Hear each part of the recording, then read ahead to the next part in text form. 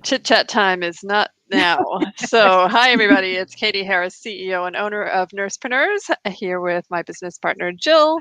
Say hi, Jill. Hi everybody. I'm Jill Weverding, CEO and founder of NursePreneur. And we have our lovely judge, Charlene Dimond, on with us right now. And we have our three contestants, Nena Hart, Joniel Connolly, and Sarah Bell. Yay! Very exciting. So if you are just tuning in with us tonight, or you've been watching by the edge of your seat all week, what we started out with 8 contestants on Monday, and they told us about their journey, about how they came up with their idea and how they got it to their pitch. On Tuesday, they did a 2-minute pitch. They gave us a brief insight to what they were doing, and really tried to capture our attention. Then on Wednesday, they gave us a 5-minute pitch, which elaborated more on what it was that they were offering. And from that, 3 contestants moved forward, and that's what we have tonight with us. So these were our top pitches from the last couple of days. And now tonight, what we're going to do is we'll be choosing a finalist. The finalist is going to win a grand prize that is valued at $2,000. Jill, $2,000, and the winner will be working with Jill and I on their marketing, or in Joniel's case, advanced marketing. If she's the winner, if Sarah or Nena the winner, then we're going to work on a marketing strategy plan for them over the course of multiple sessions. So I'm very excited for whoever's going to win this, and I would be like beyond over the moon to work with any one of these contestants, because they all have so exciting. So it really doesn't matter which one of you wins. I'm excited, and you all win. Honestly, everybody wins at Pitchfest because basically, it's all about you getting your message out to the world. And that's honestly, it's the hardest thing that you will do is your first pitch. And yours is over. It's already done. You already did it, right? And you didn't disintegrate. You're still here. You're all still standing. That is really the hardest thing, I think, is, it's hard to get it together and really solidify the offer, which they've all done a really great job doing. But it's hard work to narrow down all the things you could do, and the things that you have experience and skills and interest in, to really pick one thing so that you can get focused and really kind of just go full steam ahead with that idea. And now, then once you do that, that becomes kind of like your baby, right? And then it's like, ooh, it's hard to put yourself out there to the world, and kind of just wait for some feedback. But that's where the magic happens, is when you actually obviously start letting people know what you do and how to work with you, because all 3 of these contestants in particular are doing groundbreaking work that is needed with pervasive healthcare problems that have been going on for a long time in our system. So super excited to have all of you with us tonight. And we're just gonna, hey Kimball, we're just gonna hear a little bit more about your background. I think you, Katie, want to start with that, maybe? Yeah. So I do want to apologize, because Kimball was sitting in the backstage and I didn't see her. So we have our lovely judge, Kimball Bradley, with us tonight as well. Say hi, Kimball. Yay. So there's 4 judges, 3 contestants. And basically what we're going to do tonight is ask you your why. Now, when I start every podcast episode, I usually say, can you give us a little bit of background about you as a nurse, and then how this led to your business. So what we're looking for is, why you're doing this. You saw a problem. You realized that it was a problem. You didn't decide to let somebody else solve the problem. You decided that you're going to be the one that solves this problem. So, and I typically ask my guests, why did you think you were the person? And it's, there's a real intense value there when you realize why you need to be the person to do this. So we're looking for the problem, why you think that you have a good solution to the problem, and what's your vision, just what is this going to look like by next year. So and then we'll give each of you About 10-ish minutes to give us that. If it's shorter, that's fine. If it's a little bit longer, that's fine. We will cut you off if you're going on too long. But I think that is a really important part of a business. It's the thing that will sustain you when times are tough, and times are always tough and good and all these other things, but your why is a real driving force. Jill, thoughts on that? Absolutely. I think if you aren't solid in, and this is in what you're doing, why you're doing it, like you just don't last, because it is a roller coaster. Every business is, no matter, not just nursepreneur businesses, but every business has ups and downs and dips and peaks, and you have to have that burning, like, passion for what you're doing, because in realizing kind of that it's kind of bigger than you. That's what makes you get up and do, whether it's the big task, whether it's fun where you're teaching a course or speaking, or it's like the minutia of, doing an email sequence or whatever it is that you need to do. All right. So now the last time what we did was we removed two of the contestants while the one contestant was speaking, and then yeah, remember? All right, so that's what we'll do. We'll start with, do you want to choose who we start with? And we do eeny, meeny, miny, mo, or? Difference? No. Does somebody want to go first? They want us to choose. Kimball, right, you choose. Somebody choose. All right, Joe Neal, you go first. I'm staring right at you in the middle of my screen. Okay, hold on. So before you get started, I'm going to send Nena and Sarah out into the backstage area, and then we'll get started with Joe Neal. And then who's next after Joe Neal? Or should we tell them when they come back? Yeah, we'll just call one of them back. All right, yeah, let's leave them on the seat of their pants here. All right, Nena, you're going out. All right, and Sarah, we'll see you a little bit later. All right, Joe Neal, it's just you and the judges. No pressure at all. The question is, why are you doing this? And how is your solution? What do you see this being in a year from now, or longer if you have that big of a vision? But definitely, like, where do you want to be within a year? Sure. I think I shared in both of my pitches that I had been bullied personally and was drawn to study it and look at it in nursing and what that means. And I was my preceptor, my manager, the toxic CEO, which I've shared with Jill and Katie, that I worked for that toxic CEO and actually got him fired. Don't tell anybody, but it can be done. People think you can't go against people like that. But what I believe, I think all the pitches are absolutely amazing. If I had been having breast cancer 30 years ago, I would have gone to Jenny. But I feel as though this issue of bullying, oh, good heavens, I knew I was going to cry, is the heart of nursing. It is our soul. And we're not taking very good care of our soul. And when you read the story, when you read the stories, when you hear from people, when you look in people's eyes, when you have to hold someone who's been bullied, this isn't who we are as a profession. And other people are making the decisions for us, and we need to claim this. A lot of the big wigs in this bullying space say, oh, the organization needs to do this and the organization needs to do that. And yes, they have a part of it. They should have the code of conduct. It should be enforceable. They should have the courage to do it. The organization I worked at had the courage to fire the CEO, and I gave them all the kudos in the world. But I want to just share with you a couple messages that I received just this week, and it makes all the difference to me. I experienced bullying as a leader, which caused burnout. This included being screamed at me by the CNO behind closed doors. I had panic attacks at home, checking work email, hyperventilating, tachycardia, overall anxiety. I went into therapy. The bullied was recognized just the way she was. Let me stop for just a second. Any nurse whose middle name is But needs to be released to the community. They're really good with this, but they're a witch to deal with. Anybody whose middle name is Butt. And that's why we normalize it. We take a live breathing body. And the other thing, do not let your bullies precept anybody, because you're going to get 2 really competent bullies on your unit. Back to my story.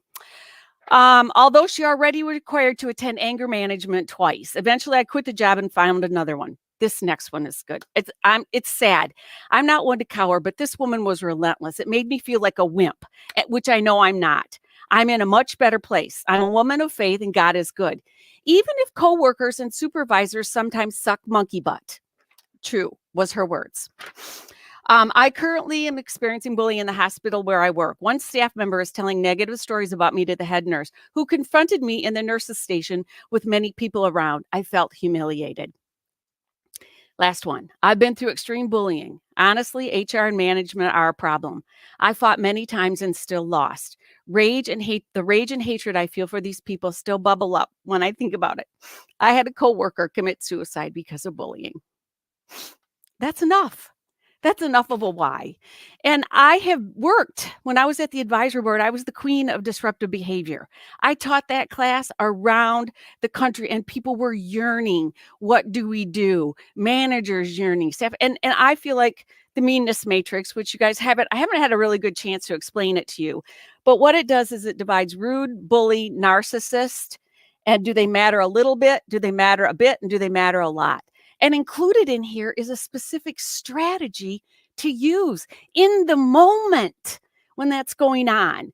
And I can't be any more passionate, but I don't want one other nurse to leave the profession because she was bullied. He or she was bullied. We're trying to keep people in. When I did a program a couple weeks ago for a group of nursing students, they were graduating. And they talked about the staff on the floor bullying them. And they hadn't even, gosh dang, graduated. And so I truly believe our most precious population, or vulnerable population, are the brand new graduate nursing students, graduate nurses. Or have you ever changed to a new department? Next thing you know, you're the new kid on the block. And there they go again. So that's my why. How I see this is I want to, first of all, roll this out to staff nurses, because I believe I'm tired of waiting for somebody else to fix it. This is our power. Our power stands within ourselves, and waiting for the managers and all those people to do it hasn't worked. We've been waiting and waiting and waiting for them. It's our turn. It's our turn. The nurses at the bedside, right up to the managers need to know this too. I didn't know how to discipline somebody who that bullied. I had to learn that. Behavior, standard, consequence. Here's your behavior. Here's the standard we live by, and here's the consequence if you keep doing it. So I see this as rolling out into myself being the CEO and having a team of people who can help implement this. I love to talk. Can you tell that? I love to speak. I love to put me in front of a crowd and I'm happy. My 10 years at the advisory board within 300 hospitals, I could make people laugh and cry and learn at the same time. And that's really my vision. And then having a team of individuals. I also want to make like little, you know how you have little med cards in your pocket? You can have a little meanness matrix card in your pocket, or an app or something like that. But I want the bedside nurses, those nurses, to know that somebody cares about them, that they matter, that they're enough. I said that this morning. They need to feel like they're enough. They need somebody to wrap their arms around them. I can't tell you how many nurses. I was the nurse supervisor. House supervisor is the best job in the whole wide world, because you get to go through the whole house and talk to everybody. I can't tell you how many nurses I hauled out of bathrooms because somebody had bullied them, and me wrapping my arms around was all they needed at that moment. So that's kind of my spiel. This can go a long way. Awesome, Joniel. That is it's a beautiful why. I love that. Can you so in terms of vision, you see this rolling out across the country, across the world, like as the standard? Yeah, I think if we can get the bedside nurses, I'd also want to take it to that, or we've talked about this as like 2-3 legs of a stool. The leadership of the organization really has to have a code of conduct that's enforced. They have to have courage. The code of conduct has to be applied to everybody across the board. physicians down to the peeling potato peelers in the kitchen. But I can see doing this in space. This is the first rollout, is to do for the nurses. I'd like to do the organization, and then the physicians will just have to come their little selves along with it. That's the way it works. Okay, awesome. I do want to say that, and especially for listeners out there, that it is okay to be emotional about a topic.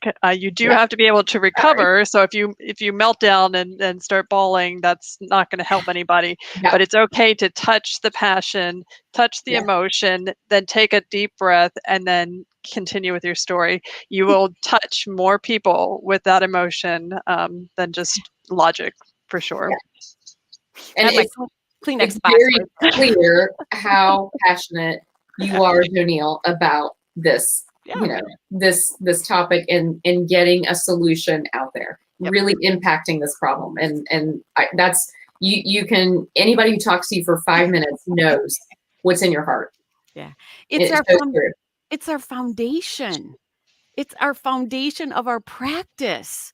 And we're caring, empathetic, wonderful people to other people, but not to each other. I have seen nurses be so kind to a patient, come out in the hallway and rip the face off their colleague. True, I have. And it's like, what the is that all about? So awesome. Charlene, Kimball, any questions that you want to ask Jonelle? No, just thank you for all that you're doing, because I know that you're going to make an impact on so many nurses. I really do. Great work. Thanks. Jonelle, I think this is fantastic. Let me just tell you that. I do. I think it's fabulous. You know, you always hear when you're becoming a new nurse and you get there that, you know, that the nurses eat their young, and they should not eat their young. Okay. I've been a manager and I didn't tolerate it. I would have loved to have a chart and a system to follow to be able to help the nurses that I've managed. So I think this is absolutely great. Have you trialed it with a small group that you? Okay. I have been doing this in nursing orientation at the small hospital that I work here for the last 9 months. I even did it with a mask with COVID, and I could get all fired up with the mask. And then I follow up with these. I follow up with them a few weeks later. And then I've kept track of the ones that have gone through the orientation. They haven't had any for a couple months, COVID and that sort of, but I have done it about 9 times, and I keep track of each of those groups. And how is the buy-in from the facility? Good. They have me back every month for orientation. Okay. I actually did it for the nurse manager group first. I changed a couple of the videos that I did in my webinar. I have one that it's real sappy and they cry, and it's about the husband and wife dying together. And then I go, isn't this why we all went into nursing? And then I flip over to the Grey's Anatomy one. Yeah, I love it. That's our heart. Yeah. And we need to be just as kind to each other as we are to our patients. I agree. And I think we ought to take each other in under our wing and nurture, not bully. So I love it. Thank you for that. You're welcome. You're very welcome. Yeah. All right, everybody. So that was Jonelle. Thank you, Jonelle, so much for telling us all about that. Okay. Yeah. Who's next, Jill? I think we need to send Jonelle back to backstage. And Sarah Jonelle or Nena, do either one of you want to volunteer to go? No.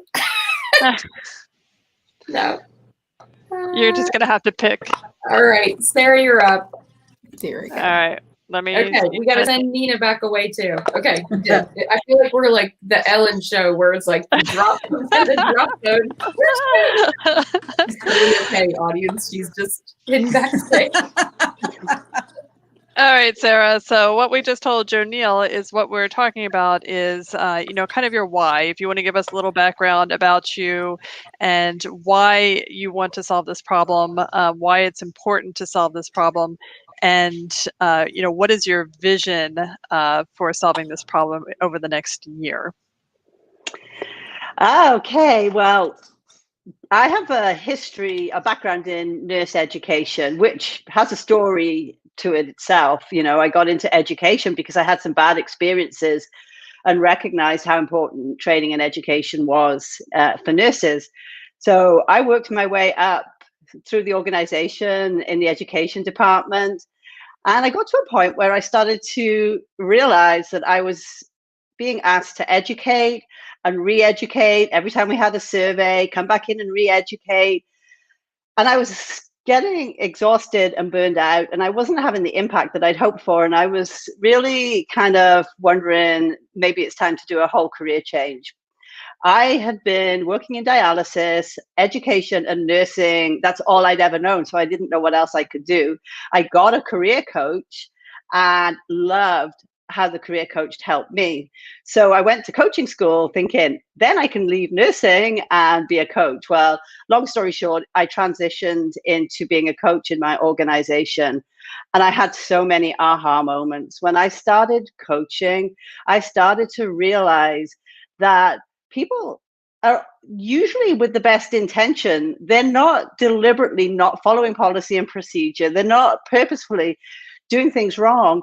There are just so many competing priorities that in a moment, somebody's going to make the best decision that they can. And often that best decision is not what would be deemed the right decision according to policy and procedure. You know, there's time pressures and corners get cut and people think they found these great workarounds.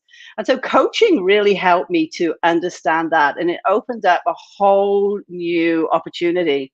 And so as I was coaching the clinic managers, I started to see how important their role was within the organization. It's like they are the cog in the wheel for everything. They're there for the patients, they're there for the staff, the doctors, the multidisciplinary team, the leadership of the organization. Everybody is focusing on the nurse leader. And what I realized was these nurse leaders, a lot of them didn't even know what a leader was when they took the role, because they got promoted, because they were excellent at patient care. And it's kind of heartbreaking to watch them work so hard. I don't know another profession that works so hard and puts so many hours in, but the work they're doing is often the work of other people. They're redoing the work that somebody else did because they didn't feel that it was done correctly, or they're doing it and allowing other people to go home. Like, nurses are compassionate people. That's one of the reasons why we end up in nursing. So they take that compassion and it's almost like a muscle that's overused. And so they are making sure everybody else is okay. And at the end of the day, they're exhausted. So I enjoyed doing work in this way in my organization. I just felt that I wanted to have the freedom and the flexibility to create a program the way I wanted to create it, using all of the experience that I had. And so I left my job and here I am coming out into the world with my program, which I'm very excited about. And my vision for this really is to build on this slowly, to bring in nurses into my program. And as I think, you know, you already know, it'll change, it'll morph, and I'll work on it and improve it. But as it grows, I'm hoping to bring in other coaches so that we can spread the program across multiple organizations. This is way too much work for one individual to do. So this is I'm the seed that's been planted, and I'm hoping that I'll bring other nurse coaches into the organization and we'll be able to spread this, because you get a great nurse manager and so many other things start to improve because you have a nurse manager who understands that their role, they have to develop and grow a team that they trust to take care of their patients.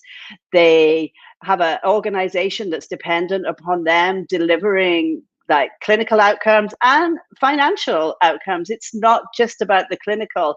And that's something I think that as nurses, it's kind of like, yeah, you worry about that. You give me what I need and I'll take care of my patients.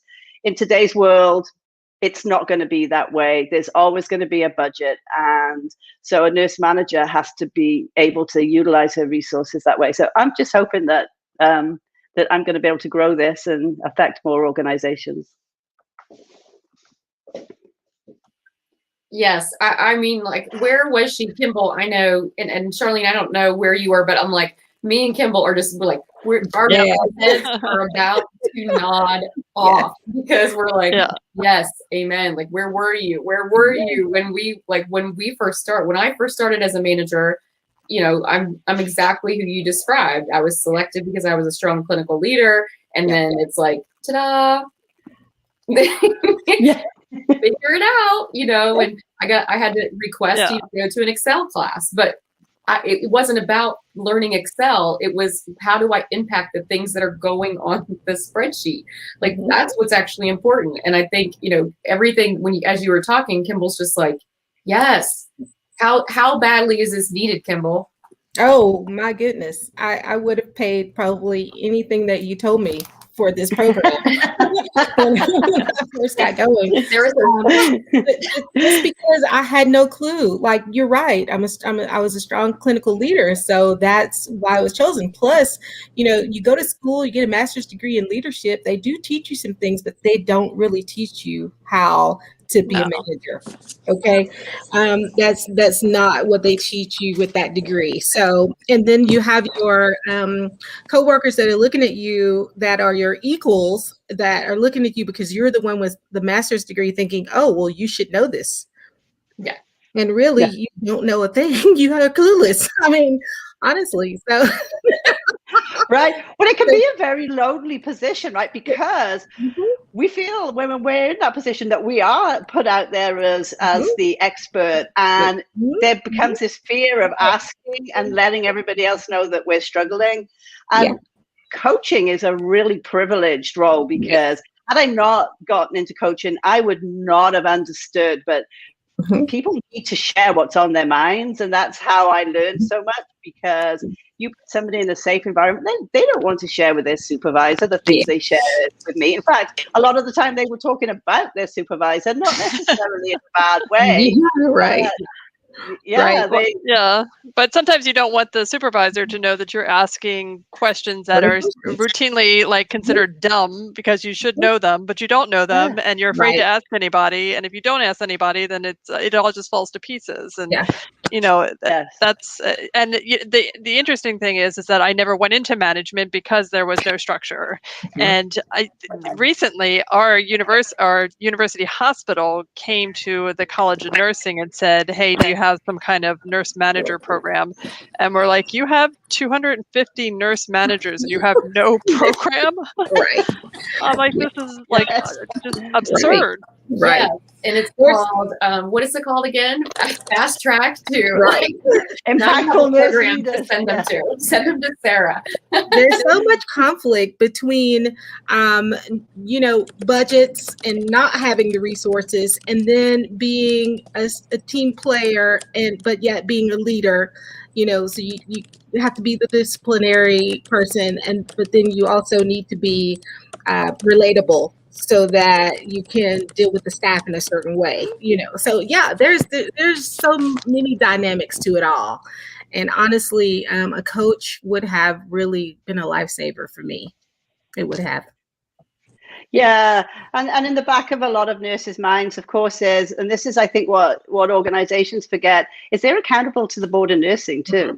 Yeah. So it's not always a matter of just saying yes to whatever is asked of you, because if a nurse feels that's putting a license in jeopardy, or his license in jeopardy, now that brings on a whole other new gamut. So and you know, Kimball, you were talking about like the social dynamics. Holy cow, like that's a whole nother. I mean, there's like, it is really becoming a master juggler of, but you know, I think like Sarah talked about, like this boundaries and addressing how do you handle and manage, and you know, that everyday drama, like all of that, you have, it's an art of learning how to balance all those things, get done what you need done in the right way, keep, you know, hit your KPIs, hit your budget, and like, you know, do the right things that will, you know, have really great patient outcomes, customer service, you know, all the things. Yes, you got to think about. Yeah, you got to think about productivity, and then don't be a clinical manager where you have to actually work in staffing some days. Oh my goodness. I mean, it right? just Because the overwhelming. staffing sometimes is the comfort zone. And Yeah. so sometimes a nurse will slip into taking on the staffing role because it's easy and comfortable for them. And then you'll go in their office and it's like this, it's stacked with papers and things. Yeah. We had a director that way, where when we did budgets, he went and worked in staffing because he didn't want anything to do with budgets. So I'm like, really? You're the director. However, it's still, you're still accountable for it. And I think, that's the thing, is Sarah's like, you can hide from it, but it will still be there on your desk when you get back. So I think it's a fantastic program. I do. I think it's fantastic and very, very much so needed. Oh my gosh. Thank you. Yeah. And I'm excited about it. I like your vision of expansion as well. Of you starting out and then getting a team, assembling a team to help you essentially disseminate the program so you can be more impactful, because it's needed everywhere. Whew. Absolutely. Okay. All right. Any other questions for Sarah before are we kicking her out? We're kicking her out, and we're kicking Joniel back out again. So thank you, Sarah. I love you. Bye. Bye-bye. Bye-bye. All right, Nena. All right, Nena, you are up. So the question that we asked the other two was, hold on one second, because I can hear an echo. There we go. The question that we asked the other two was, basically, what is your background that led you to this business, finding this problem that existed that is leading you to deciding that you're the one to solve it, and what is your vision for this within the next year? That was the question that we had asked everybody else. Awesome. Great question. So the motivation for Stabilize Our Staffing in long-term care started 20 years ago when I was a CNA in long-term care. I came home to my husband and I said, I'm going to be the DON of this place and make sure these people get taken care of. And that's kind of what started this fire in my heart to make sure that these patients had the staff that they needed. And as I have worked my way up in the long-term care system from CNA to LPN to RN, I've done almost every role in a nursing home. I've served in lots of capacities, and I did finally work my way up to DON.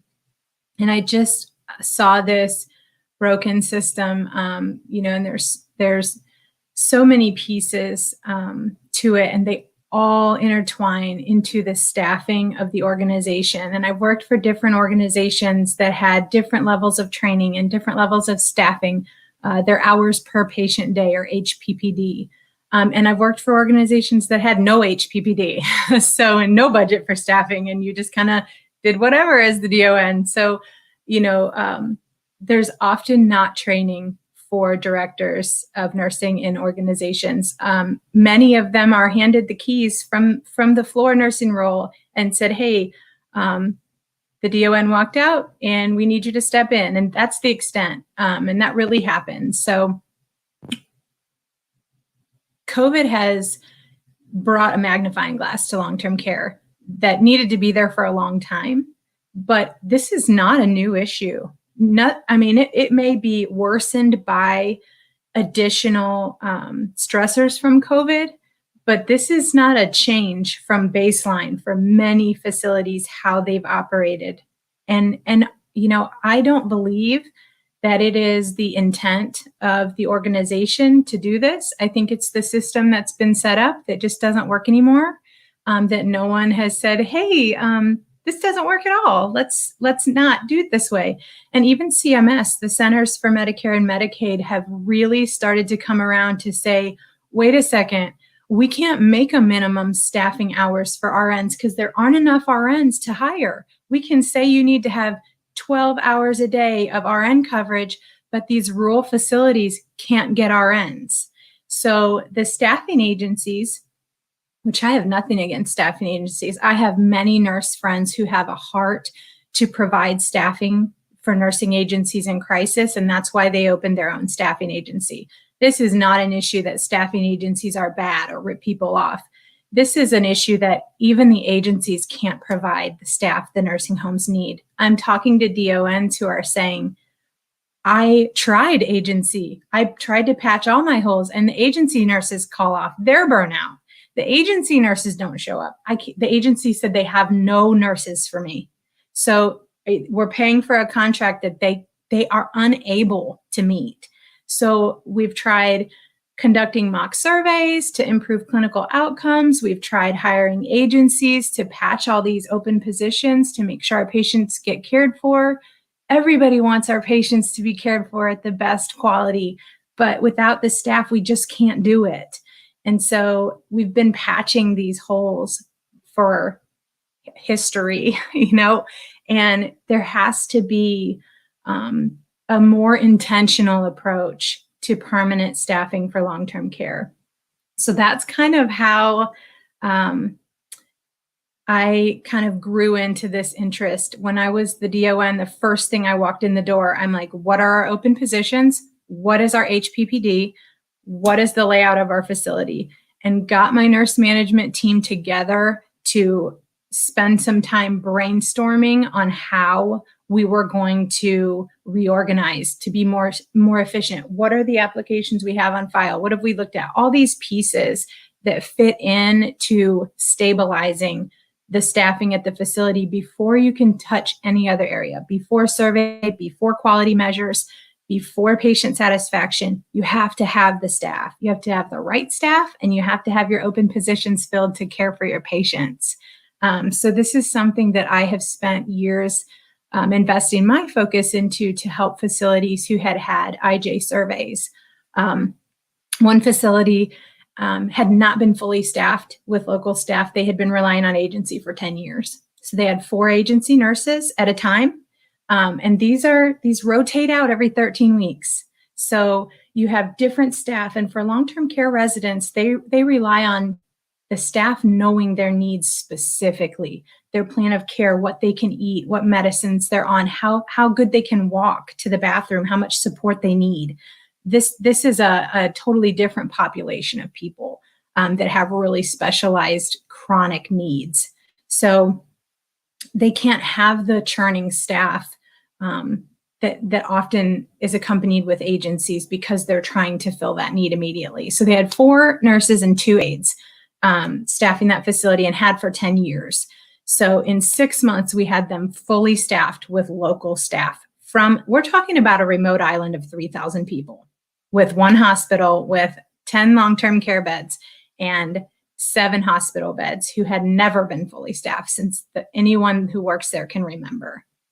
So it's really about promoting and encouraging that self-reliance. They need to be able to say, if there's a crisis, we can handle it. We're prepared. If someone calls off, it should not be disruptive to patient care because someone couldn't come to work. And it's your right to call off sick to work. It shouldn't be a guilt trip. I'm talking to nurses and aides and DONs who are like, I can't say you can come in 2 hours late because you stayed till midnight because I don't have anyone to cover. So the DON gets pulled to the floor, and the DON is covering patient care and can't do their job, can't prepare for survey, can't do investigations to prevent abuse, can't do audits to make sure things are where they need to be for quality measures. All of these things are all inclusive in staffing, and staffing affects every piece of the organization's success. So we're throwing agency, we're throwing pickup shift bonuses. If you come in today, we'll give you $500. If you stay over for 4 hours, we'll pay you double time and give you $500 because they need staff to take care of the patients. But that just ravages the budget of this organization. There's over 15,000 nursing homes in the country. And in the last 4 years, over 550 nursing homes have had to close. So what that does is that furthers this issue because they can't afford the extra PPE. They can't afford the agency. They can't afford the higher acuity care. So these all affect the operator's margins and their ability to care for these patients, specifically in rural areas who cannot get care. I love hospice. I've done a lot of hospice. So I'm all for home-based community care as well, but there are some people who don't have anyone to care for them in their home. So a nursing home is a need, not a want.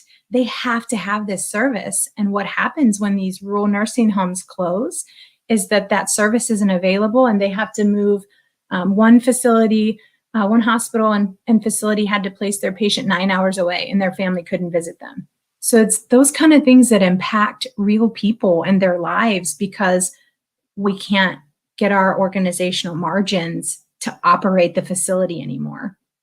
So the why for my program is because I've seen the broken system, and the how is to create a system with the focus on staffing with the facility leadership. So it's a partnership with the facility leaders to develop that transparency around staffing, that self-reliance for that facility, and create accountability, healthy accountability there. So the goal would be to scale that to several facilities within an organization. So a pod of facilities in an area, either a geographic area or within an organization, where the leadership of that facility could participate in a group function and really share that accountability and that shared community learning with their organization leadership. So not only does that impact the turnover of leaders in long-term care, but it will also positively impact the staffing at those facilities, because those DONs have the world on their shoulders. I mean, really, they are carrying the whole facility. And it's a heavy burden, and they know they'll get pulled to the floor in the middle of the night if somebody doesn't show up. So it's a very cyclical problem that really needs a more permanent fix. And so that's how I'm hoping to do that. I love, like, Kimball, again, I feel like you and I are like nodding our heads off.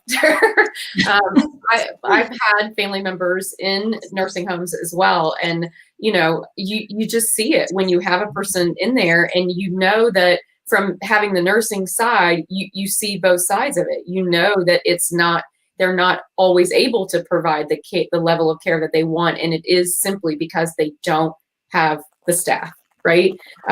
And I love that you have essentially, you know, when you first said that, you know, your burning desire started 20 years ago, when you were a CNA and you were determined to, you know, become the DON, and that's the first time I've heard that story as well. And I've been working with you for weeks, but like all the hair like stood up on my arm, and I'm like, yes, like, you know, that's really that type of fire, especially to tackle this big of a problem. But I love the, you know, the angle that you're showing. It really is the lever in long-term care. So we've got to, Thank you. It's not a if anymore. I think it's, you know, we've clearly been doing the Band-Aid approach, not working. Everyone knows it's not working. But we need someone to step up and say, I have a solution and it works. And that's definitely what it sure seems like with your program. What do you think? Yeah, absolutely. I think it's a fantastic program. I have been the Band-Aid. How about that? I've actually worked through an agency that went into long-term care facilities and helped as a nurse. And you're exactly right. They are the first ones to get burnt out. Okay. And there is a contract in place, but what can you do? I mean, they're burnt out, period, point blank. The stress of that type of work is really hard on someone who's not used to it, right? And I can't imagine being the DON over a place. I can't imagine the stress that comes with that. I complain about the hospital management work and all that, but that's a whole nother level, I think. Okay, because at least you feel like you have other people that above you or working with you in the hospital setting. You have a team, maybe. There you're it. Everybody's looking at you for the answers. So I cannot imagine, and I believe that this program will help a lot. So thank you for that. I'm sure that they will all thank you. Yeah, I mean, who wouldn't want that? I mean, at some level, it's just kind of a, you know, we can either pretend that the problem doesn't exist and keep doing what we're doing, or, you know, we can actually make a massive change and save everybody a lot of money. And I I can't even see any downside to this, or or any objection to this. Like, what would your objection be? No, I don't want to save money. Like, no, I don't want to like solve this problem. They're I don't literally want to save $500,000 in 6 months. Yeah. Oh, we're okay. We're good. Go in, have the meeting, and say what you can do, and then just like it's probably 2 sentences, and then walk out and be like, okay. It was $660,000 for that facility on a remote island. That permanent staffing saved them in 6 months. $660,000. It's Oh my incredible. That's incredible. And That's all you have to say. Think about, Katie, like a lot of these organizations, Nena has talked about that a lot of, they own more than one facility, right? Like it's a larger corporate kind of umbrella who owns multiple facilities, right? So imagine like it's just astronomical, really. And it's like, what would it look like if we could, save that money, and what would it look like if we can, put that back into the facility? What would the care look like? How much happier would the patients be? How much better cared for would they be? Think about what we could actually do. I mean, if you want to talk about impact, wow. Yeah, absolutely. There's no question about this. This is amazing. All right, is there any more questions, Kimball or Charlene? I'm getting a no on Charlene. Charlene's here with me in Mexico, so she is giving me a no right now. So what I'm going to do is pull back in Jerneel and Sarah, and we're all back together. All right, now we have the ridiculously difficult task of choosing just one, because I don't know how we're going to do this. Y'all are too good. So I think maybe what I'll do, what time is it? 7:47 is send Sarah, Jerneel, and Nena out, and then we'll have to do our little back and forth discussion. Okay. And then we'll bring you guys back in within 3 minutes by 7:50 at the latest. Yeah, got to make a choice. I mean, but we could talk about this for 3 days. And I could. I seriously could. I've got to, there's an argument. That's the thing. I mean, when we say there are no losers here, like clearly, holy cow, like you guys, the caliber of the programs that you have put together, again, the enormity of the problems, the significance of the problems that you're solving, it's just beyond impressive. I think I speak for all of us to say, one, thank you for the work that you're doing. Because it is going to impact not just a lot of nurses, but it's going to impact a lot of lives, the lives that those nurses, touch and work with. And so, just really thank you for what you're doing, for putting your heart into it and stepping up to put this together, because it's incredible and very needed. All right. Well, you just stole a minute from us, Jill. So I'm gonna send Sarah, Jerneel, and Nena out, and then we'll bring them back in just a couple of minutes. And so send me your finalist. This is so hard. I know. I don't want to be like. I don't want to choose. I don't know how we're going to choose. I don't know. I don't know. It's going to be hard. I would say, like, this is by far the hardest. This was, I don't know, last year, everybody had different programs. It's always, diverse. But they are, like, the caliber of all of these programs. They've done such a great job putting them together. They're so well thought out. They know how they're going to execute. They're tested. Like, they've already tested, what they're doing. And you know what? Their stories really do change, your perception, because I had somebody different in mind. I'm like, oh yeah, that's definitely who I'm going to choose. And now I'm like, I'm right. Now I'm like not sure, because it's so powerful to hear everybody's story, and then it's confusing. So it is. I know. I think my hair stood up on all three of them at different points when they were telling their story, and how they know, like what did plant that burning desire, how they know firsthand why this is so needed, why they're so passionate about it. Yeah. All right, we're just waiting on Charlene. We need like a fifth person. I know. Yeah, we do, because it's Maybe I'll have. it's really hard. I could go with either of them and be happy.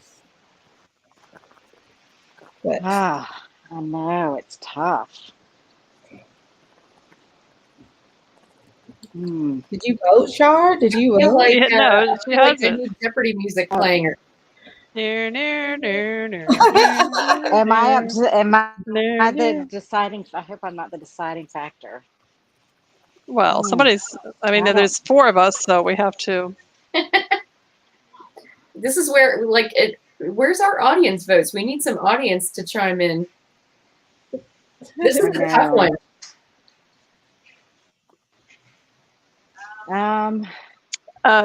So I would say Nena.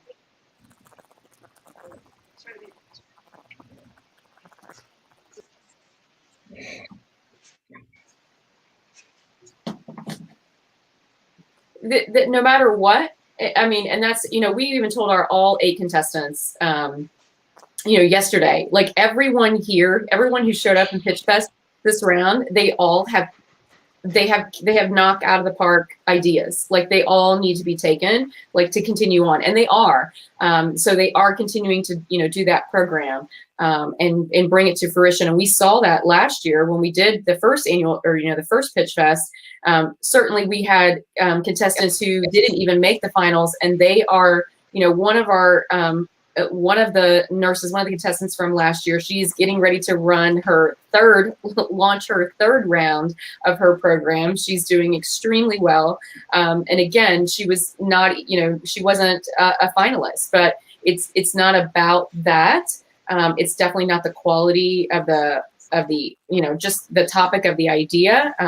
Pitchfest is certainly about the pitch of getting here. That's what landed them into the finals. And now it's just about a matter of trying to decide, that's why we're having, you guys know, just watched how hard this decision is, because all 3 of the ideas are so solid and needed in their respective area for different reasons. Are you pulling them back in? The gang's back all together. I'm gonna back in because we're like 2 minutes over, actually almost 3 minutes over. And just to say that we're, you know, we're still kind of arguing back and forth. But you know, because it's like it really is like a 3-way tie. So it's kind of like, what do we base this final judgment on? Because you guys are all amazing, and we have to just choose one person. And again, what Jill was just saying, and I don't know if you could hear backstage or not, but you know, the fact is that you all have incredible business models. You all must move forward with these. Pitchfest is not like, you know, you win and the other 2 are losers. That's not what it is at all. You're all winners, but there has to be one person that walks away with this prize. So the winner of today's Pitchfest, Pitchfest March 2021, is Nena. Yay! Yay! Thank you. Awesome. I'm so excited. Awesome. Yeah, I'm so excited too. Thank you guys. Yeah, so I'm very, very excited. So we'll be working with you. Jill and I will be working with you over a series of weeks to implement your marketing strategy and what we're going to do next. So I'm very excited about that. I'm so happy. Thank you so much. And I also want to see Sarah's program, because I want to send that to my hospital system. I was like, I need some serious help. And I need Joe Neal's program, you know, as well, because that's something that we can incorporate at the College of Nursing, because it's very much needed. And just as a reminder for anybody who is watching the replay or, you know, watching with us live, be sure to check out, you received the ebook or the download that has all the ways to connect with our contestants. We know that they are telling so many stories that resonate with many people, whether it's, you know, from one of the contestants, you know, from yesterday or for today, that either, you know, yourself could use or that you can refer to a colleague. So be sure to check out how to contact with them, how to connect with them, and follow and watch them as they continue to bring, you know, awareness to the issue that they're tackling. All right, everyone. Thank you so much for joining us. Kimball, Charlene, any last comments or? Just, I'll just say congratulations to you all. You all have fantastic programs, each and every one of you. I'll just echo the same thing that Jill and Katie has been saying. You guys rock. I know you're going to go far with these programs. So I just have an appreciation for each and every one of them. So thank you. Congrats, Nena. Thank you, Sarah. Yes, Good job, guys. Yeah, Thank you so much. congratulations. Yes. You did awesome. All right, and so that is the end of another Pitch Fest. Thank you, everybody, for joining us all week long. So this was great, and we will see you in the next Pitch Fest. Good night, everybody. Bye. Bye. Thank you.